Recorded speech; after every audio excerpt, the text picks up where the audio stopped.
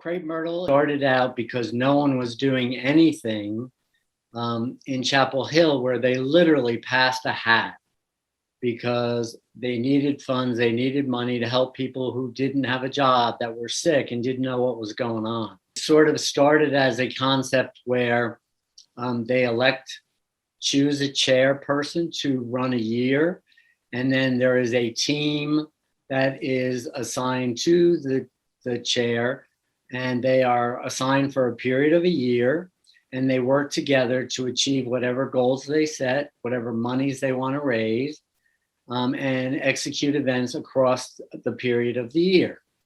And it always finishes in grand celebration with the gala the last Saturday night in July. Crape Myrtle is a 100% volunteer organization. No one gets paid. We have raised millions of dollars. We have received awards like the Human Rights Campaign Community Service Award. The LGBT Center of Raleigh gave us an award for the same thing. Each year, the team gets to decide what they want to do as a theme, and they organize events around that. And it could be things like a fashion show, a comedy night. The rules are really wide open as long as you own it and make it happen. Over the years, to help raise money, we've brought people like Sandra Bernhardt, Leslie Jordan from Sordid Lives.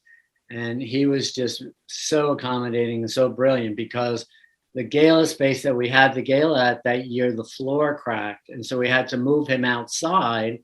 And because he's so tiny, we put him up on a table to finish his program. We've had Jennifer Holliday, we had RuPaul. We brought Party, which is a play where in the end, every single cast member is naked. And in Raleigh, North Carolina, that was a lot, because there was rules that says you can't do that.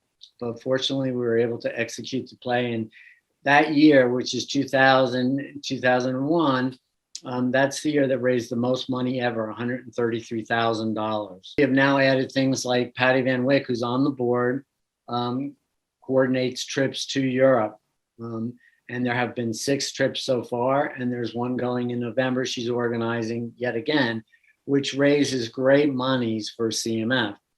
Then Carlos O'Neill, who's president of the board, brought drag brunches to the front, and those are great influxes of money to CMF. You know, the mantra for the Crape Myrtle Festival is the Crape Myrtle was a flower that blooms in the most oppressive of climates, the heat of a southern summer.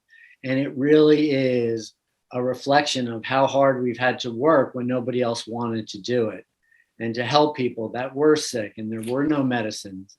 And people were angry and didn't like people that were gay, didn't want to help them, felt as though it was their just result or just reward for what they did. We have also, we've probably turned the corner 3 times as far as generations go.